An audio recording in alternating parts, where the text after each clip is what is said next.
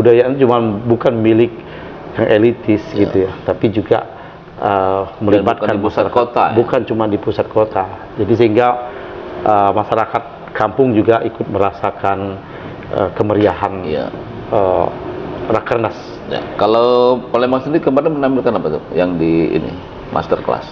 Kita menampilkan pertama kita mengenalkan Palembang dengan latar belakang sejarah budayanya, dan ada beberapa produk kebudayaan yang kita tampilkan, misalnya tari tanggai gitu, kuntau, produk kebudayaan, dan ada beberapa corak-corak baju yang kita tampilkan dalam bentuk fashion show gitu ya, corak-corak baju atau khas kita, songket, jumputan itu akan terlihat di tampilan kita kemarin. Berapa orang yang ditampilkan dan berapa narasumber? Kita lihat saja ya apa pelayanan di sini, bagaimana kita tidur di sini misalnya kan. Tapi juga bersama ada satu kamar 8 orang. Betul. Tapi kan kita memiliki tugas yang berat. Itu bukan masalah, itu hanya sekedar apa? Ya. Rona-rona. Tapi juga kita butuh privasi sebenarnya kan. Satu kamar orang 2, orang 3 paling banyak. Tapi kalau sudah orang 8 orang itu kan udah tidak ada privasi lagi, tidak, dan itu tidak layak bagi seniman sebagai pembawa delegasi, kan tidak layak untuk itu. Nah, karena itu harus ada perbaikan lah, Presi. Yang ini ya saya kira sudah layak. Ini kita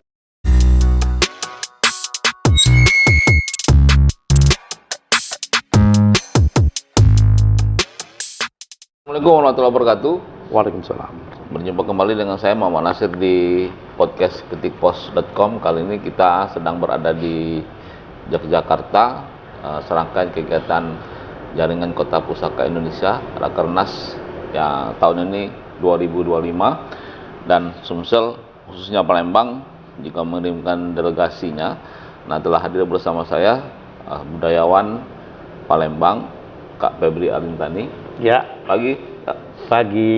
Ya. Jadi bagaimana kira-kira menurut Kak Febri serangkaian kegiatan Rakernas JKPI di Jogja tahun ini? Saya kira cukup meriah ya, bagus, dan melibatkan masyarakat. Jadi partisipasi masyarakat cukup bagus. Karena kemarin kalau kita lihat dalam masterclass itu kan diadakan di kampung-kampung di masyarakat. Ini yang positifnya, artinya 45 titik ya?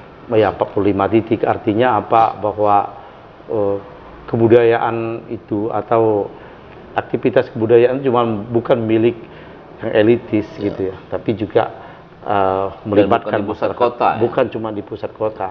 Jadi sehingga masyarakat kampung juga ikut merasakan kemeriahan Rakernas. Ya. Kalau Palembang sendiri kemarin menampilkan apa tuh yang di ini masterclass?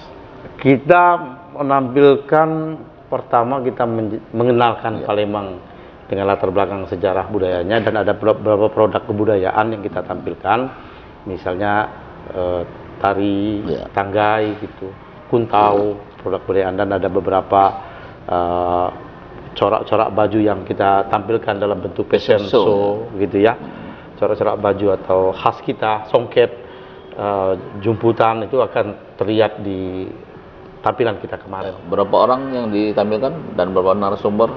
Narasumber ada 3 ya, tapi juga ada anak-anak dari Cek Bagus Cek Ayu yang juga ikut memeriahkan dengan tarian, misalnya dengan ada juga beberapa seniman ya dari tari itu juga ikut tampil, dan juga pemusik dari Korsik juga ikut mendukung kegiatan kemarin. Bisa detailkan siapa-siapa narasumbernya kira-kira?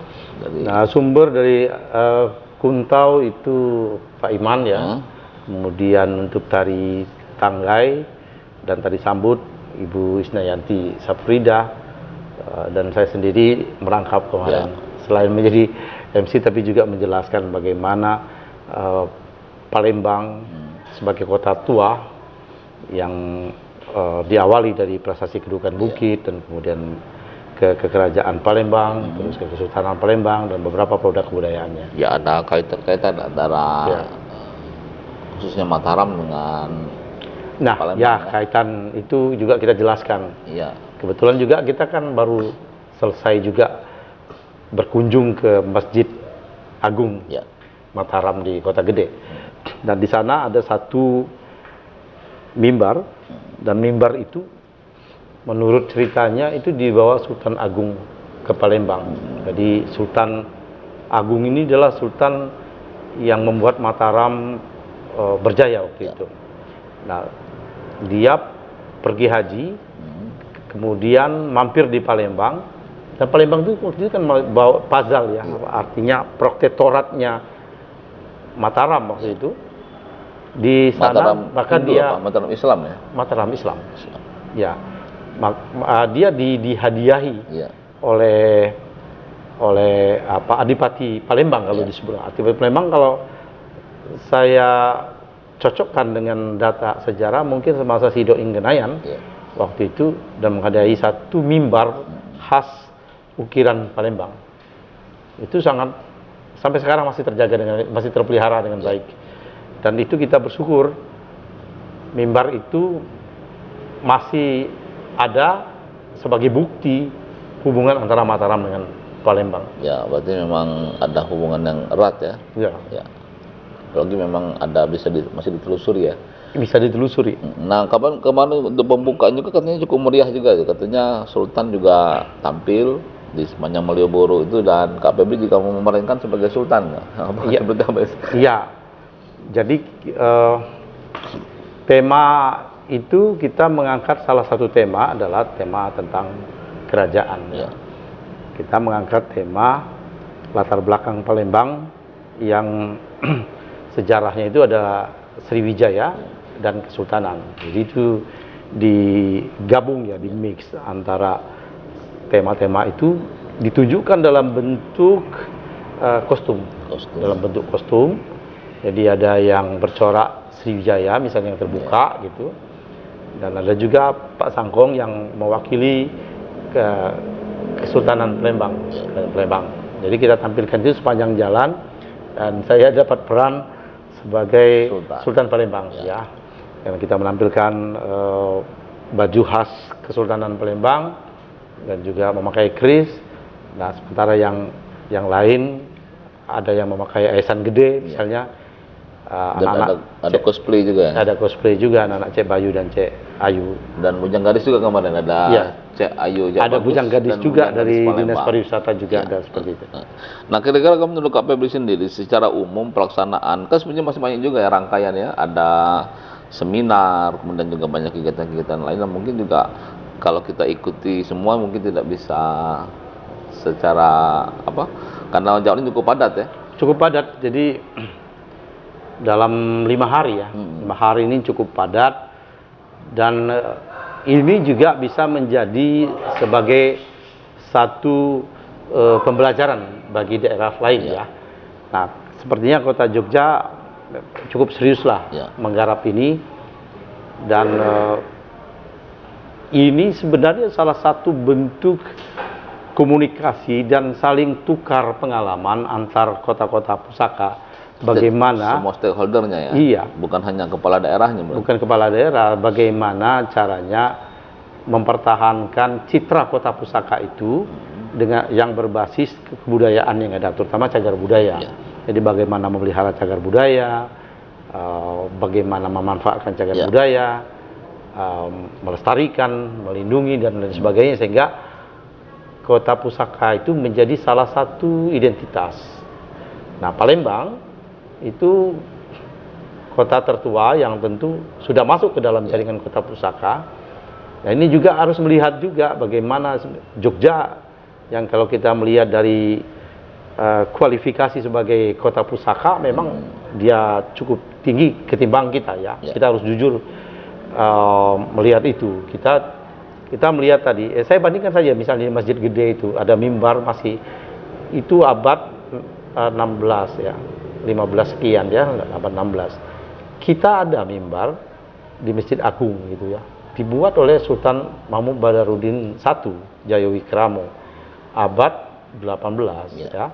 Tetapi mimbar itu ketika pemugaran habis semua. Ketika masanya Pak Rosihan Arsad ya. Ya Arsad dia habis semua, nggak ada tahu kemana mimbarnya. Bukan hanya mimbar, pintu-pintu jendela yang memang pintu ciri khas itu jendela sendiri. habis semua, kemudian bahan-bahan. Kalau kita melihat di masjid gede itu tetap dipertahankan bahan ininya apa granitnya begitu ya. Bahkan dinding juga masih dinding ada juga kayu-kayunya. Jadi terasa betul kita bahwa kita seperti pada masa lalu ketika kita kemarin sholat Jumat di sana tuh betul-betul merasakan nuansa Mataram Islam yang awal gitu ya. Ketika Ki Ageng Pemanahan dan Sutawijaya mendirikan Mataram gitu ya, atau kota gede, Mataram di kota gede itu. Nah di kita itu harusnya belajar dari itu. Ya betapapun kita sudah sangat terlambat, udah banyak yang hilang, udah banyak yang, tapi kita bisa menyusun misalnya bagaimana menata makam misalnya, menata makam, dan kita juga kan mau ziarah ke makam kemarin dan kita melihat bagaimana mekanismenya, bagaimana narasi, dan ini harus kita aturan ya, tata tertibnya ya. Tidak boleh memotret, tidak boleh memotret, dan pakai khusus. Nah ini saya kira penting kita contoh untuk pengembangan mempertahankan atau membuat Palembang kota wisata berbasis sejarah dan budaya. Ya. Nah gitu. Mungkin ini sebelum kita akhiri, mungkin ada semacam penilaian atau evaluasi, mungkin hal-hal yang mungkin kita pelajari dari pengiriman delegasi Palembang ke JKPI ini, misalnya tentang pelibatan seniman, budayawan, apakah memang cukup ideal atau memang masih perlu dipertimbangkan lagi? Kan tahun depan itu kan di Ternate, cukup jauh juga. Saya kira harus ada perbaikan ke depan. Kalau tahun ini katanya CACB itu ada 25 orang, sementara penari yang betul, hanya 4 orang. Saya masih melihat ada 3 orang kelemahan dalam konsepsi kita. Konsepsi kenapa? Karena tidak diberikan pada orang yang tepat, atau tidak meminta masukan dari seniman. Setidaknya ke depan itu kita harus mengajak kawan-kawan seniman untuk merumuskan konsep apa yang akan kita bawa. Kenapa demikian? Ini bukan cuma dinas kebudayaan, tetapi dinas kebudayaan itu adalah representasi dari masyarakat Palembang, juga merepresentasikan budaya Palembang. Kalau ini cuma membawa dinas kebudayaan ya terserah lah ya, tapi kalau ini membawa masyarakat Palembang, maka dia harus pelibatan masyarakat harus ada, terutama yang representatif itu tentu para seniman. Nah, bagaimana konsep apa yang kita bawa? Yang kedua, kualitas penggarapan gitu. Jadi satu konsepsi, kedua penggarapan. Bagaimana penggarapannya? Tentu juga harus ditempatkan orang-orang yang tepat juga. Jadi tidak hanya melibatkan orang-orang yang sebenarnya belum pas untuk itu, ya kan? Seniman-seniman kita itu kan potensial, dia berhak ikut, ya. Tentu tidak semua ikut. Nah makanya ada mekanisme bagaimana delegasi itu dipilih, misalnya berdasarkan kurasi, misalnya berdasarkan aktivitas dan ya pengamatan lah, sehingga orang-orang yang aktif, yang kreatif, dia punya kesempatan ikut. Nah kalau sebagai bentuk apresiasi juga, sebagai bentuk apresiasi pemerintah terhadap dia. Nah kemudian kalau cuma ya udah apa yang ada saja, dan saya dengar ini memang persoalan dana gitu. Nah kalau dananya kecil ya sudah, comot sini comot sana, yang penting ada. Nah kalau tradisi ini diteruskan terus menerus, saya kira itu tidak baik gitu bagi iklim kesenian berkebudayaan kita. ya. Dan Bukan hanya kesenian dan juga kebudayaan ya. dan persoalan ini itu dari dulu selalu muncul seperti ini, persoalan seperti ini, dan kita harapkan ke depan tidak seperti itu lagi. Karena itu Dinas Kebudayaan mulai dari sekarang saya kira harus melibatkan kita, terus penganggaran juga. Jadi penganggaran kita harus perjuangkan, apalagi di tahun depan kan Ternate. Ya. Tentu ongkosnya lebih besar dan kalau ongkosnya lebih besar tidak bisa dana ke Jogja ini saja dicukup-cukupkan misalnya. Walaupun kita juga tidak tahu seberapa besar dananya ya. Ya. Kan biasanya harus juga ada transparansi ya. Apakah memang kecil atau memang besar lebih kecil kan? Kalau saya melihat itu terlalu banyak hematnya. Ya. Kalau terlalu banyak hematnya dalam pikiran saya, dugaan kita, ini dananya memang kecil ya kan. Ya kita lihat saja ya apa pelayanan di sini, bagaimana kita tidur di sini misalnya kan. Tapi juga ini juga kebersamaan satu kamar 8 orang. Betul. Tapi kan kita memiliki tugas yang berat. Itu bukan masalah, itu hanya sekedar apa? Ya. Rona-rona. Gitu. Tapi juga kita butuh privasi sebenarnya kan. Satu kamar orang 2, orang 3 paling banyak itu. Tapi kalau sudah orang 8 orang itu kan udah tidak ada privasi lagi, tidak.